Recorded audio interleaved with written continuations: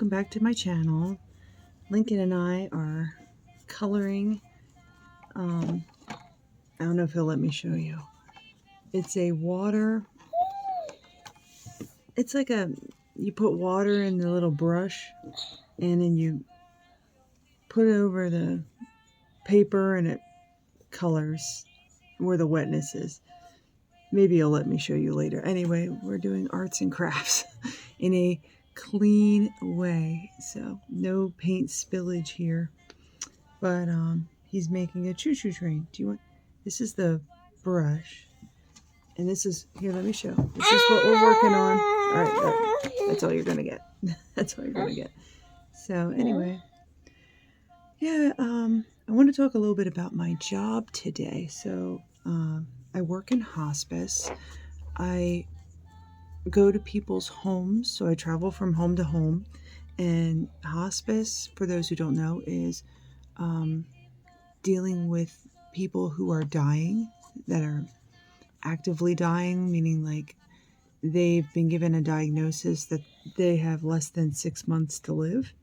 That can look different from one person to the next depending on the circumstances. So some people might be very active and with it, and still out there living up life when hospice is recommended to them, and others may be completely comatose and on oxygen and completely unresponsive when hospice is recommended to them.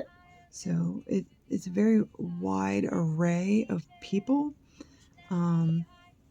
I've been in hospice for over 5 years, I would say, at this point. And before that, I was in home health care, which is very similar, just not so fatal. But it was also doing home visits.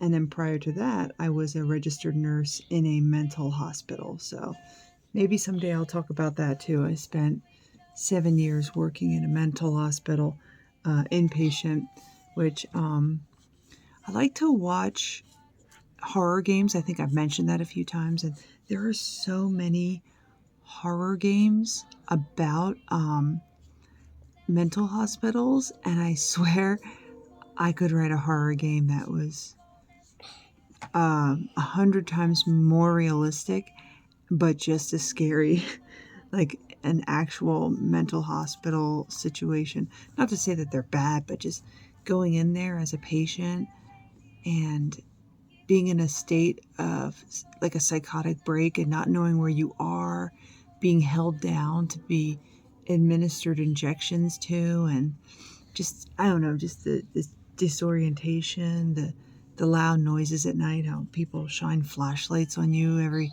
15 minutes after the lights go out to make sure you're not trying to kill yourself. And it could definitely be made into a very interesting horror game. But anyway, so hospice I felt was like my final resting place as far as nursing is concerned. If I do anything beyond this, it might be management, but I'll probably stay in this field either way. But anyway, today I went to visit a gentleman that I've been working with for a little while now. He's relatively young. He's in his 60s, so he's only, I'd say, about 20 years older than me. And he is very wealthy. He carries a level of wealth that I have never had encounters with before.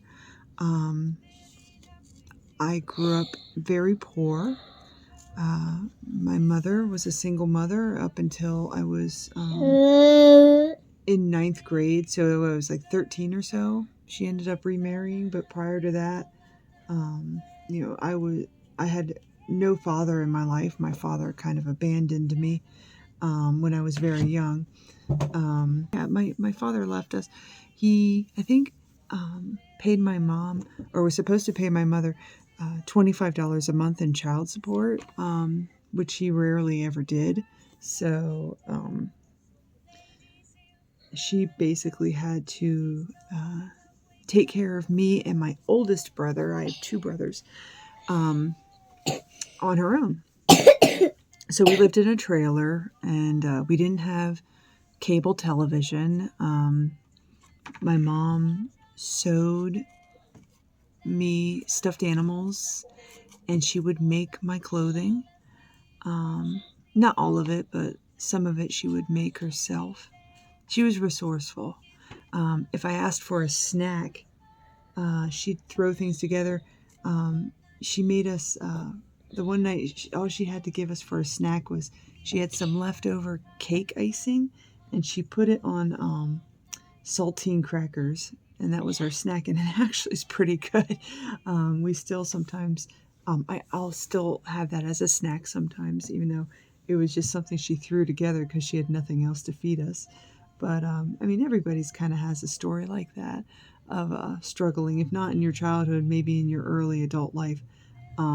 I feel like our family was, we had a lot of love, and I had a wonderful grandmother who took care of me when my mom was working.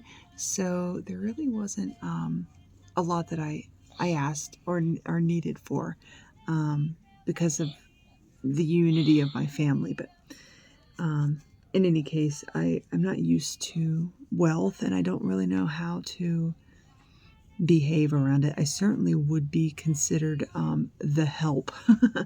So I don't feel that I'm on equal footing with this gentleman.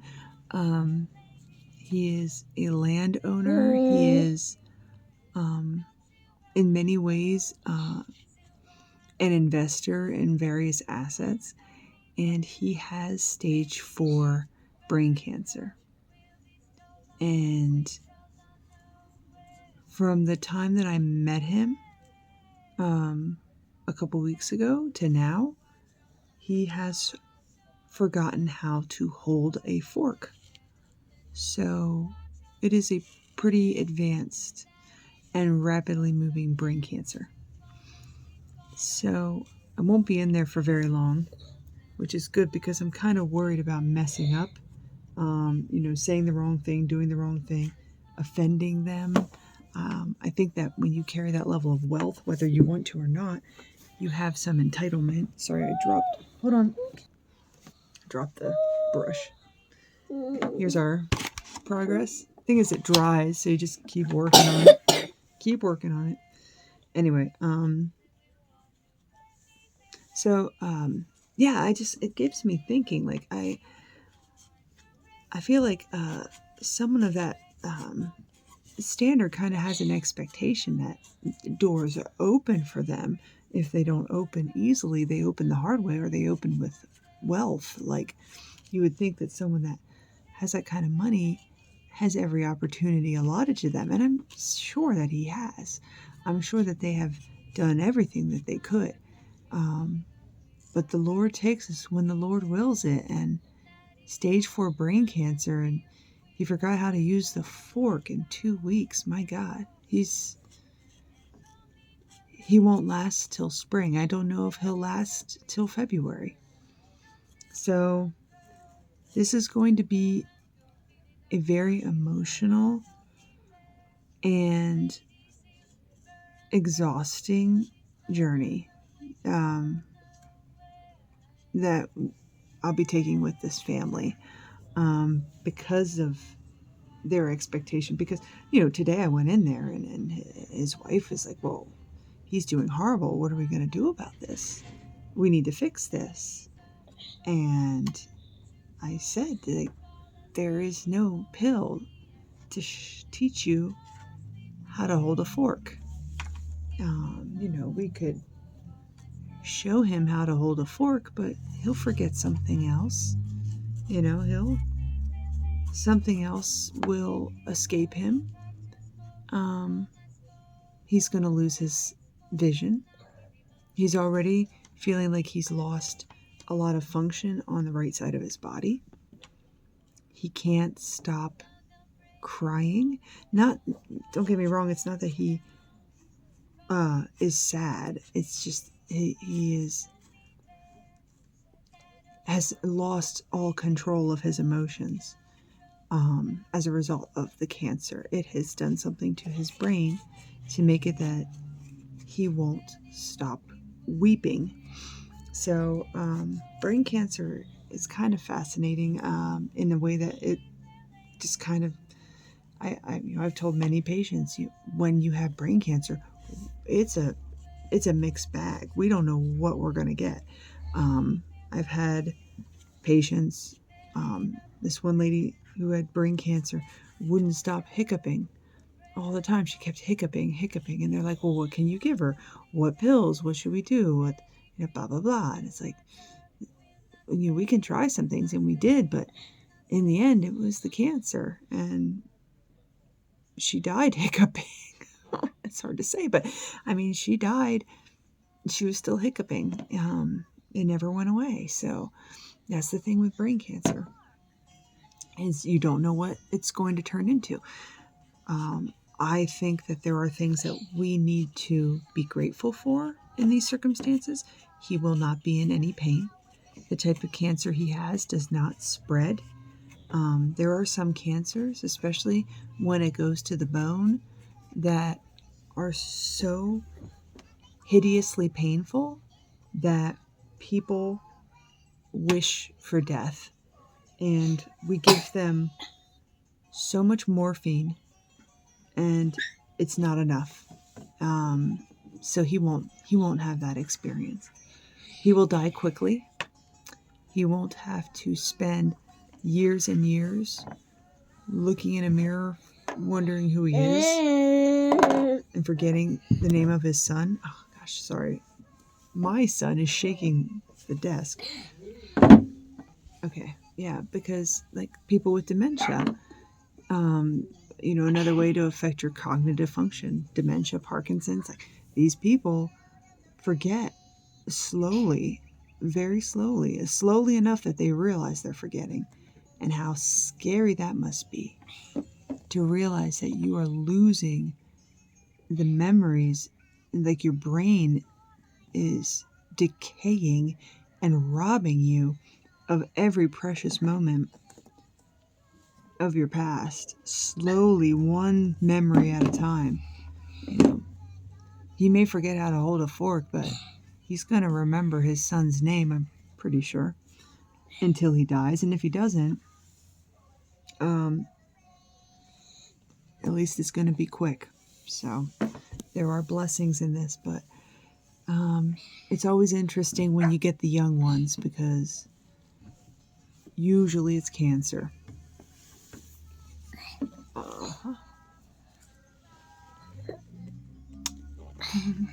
Say hello. Hey.